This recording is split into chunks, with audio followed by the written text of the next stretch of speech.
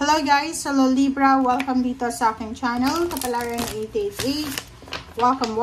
Alamin natin kung anong messages, vibration, gabay energy para sa lahat. Okay Libra, so thank you sa lahat ng Libra na patuloy na sumusubaybay dito sa aking channel. And then sa mga bago kong subscribers na nagla-like and share, nagsusubscribe at hindi skip ng aking ads, thank you sa inyong lahat Libra. Okay, first card mo Libra is number 3 of diamonds, energy, letting go. So, kung makikita mo dito Libra, maraming pinto ang nakasara. So, posibleng nakaranas ka ng several rejection sa buhay mo.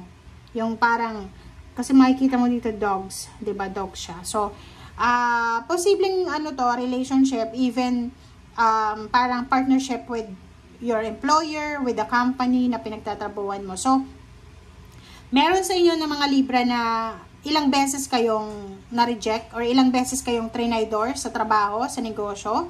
Ilang beses kayong, take advantage yung pagiging mabuting tao nyo.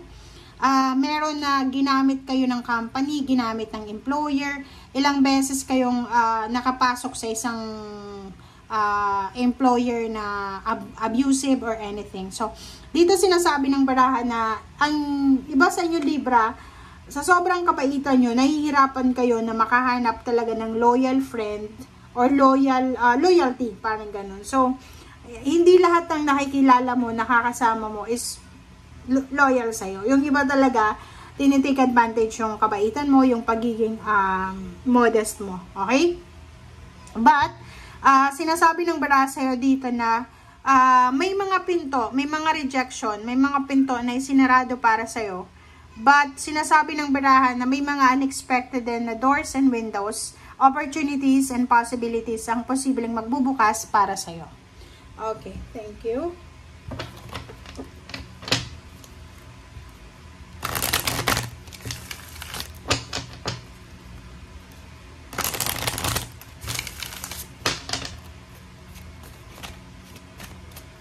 Libra.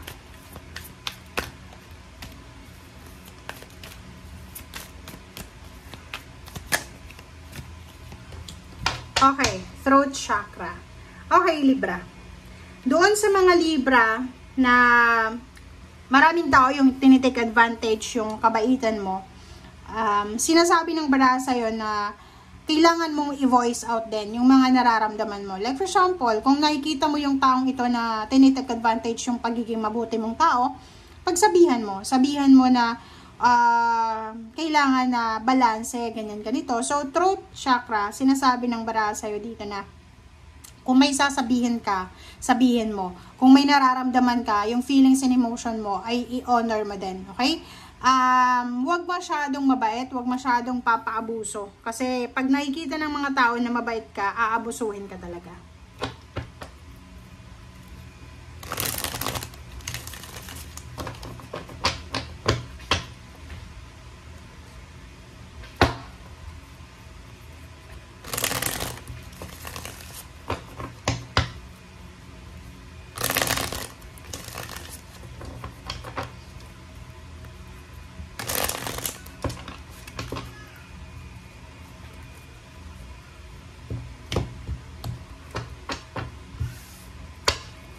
Okay. First two cards natin, Libra. Wow. So, may Wheel of Fortune dito. Ang Wheel of Fortune na yan ay nagsasabi sa'yo, Libra, na siguro for the past maybe 10 years or maybe 10 months or 1 year, siguro hindi maganda yung takbo ng energy of take and receive na energy sa'yo. Yung parang nahirapan kang makahanap ng tao na makatulong sa'yo, or nahihirapan din yung tao na humingi ng tulong sa'yo. Parang ganon. So, but simula ngayon, habang nanonood ka, sinasabi ng Wheel of Fortune na yung Wheel of Fortune ay kumbaga iikot na papunta sa'yo, pabor sa'yo.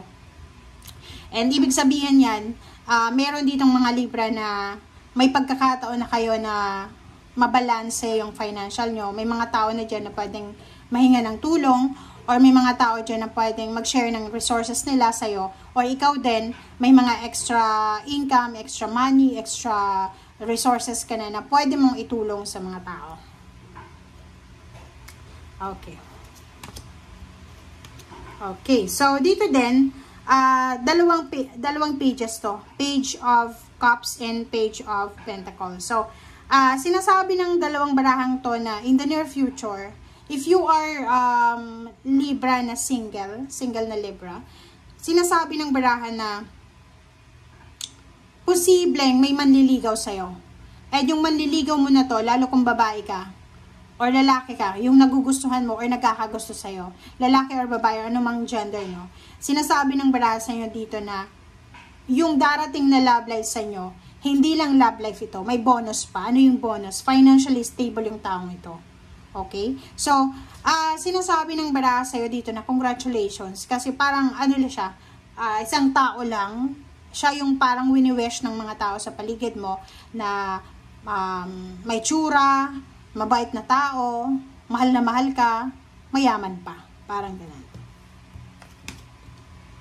Okay. So, sa ngayon, High Priestess pa lang siya. So, sa ngayon, since future siya, lalo doon sa mga single, sinasabi ng barasa niyo dyan na sa ngayon, wala ka pang mapapansin, mararamdaman na may magkakagusto sa yung mayaman, gwapo, ganyan, maganda, kasi future pa siya.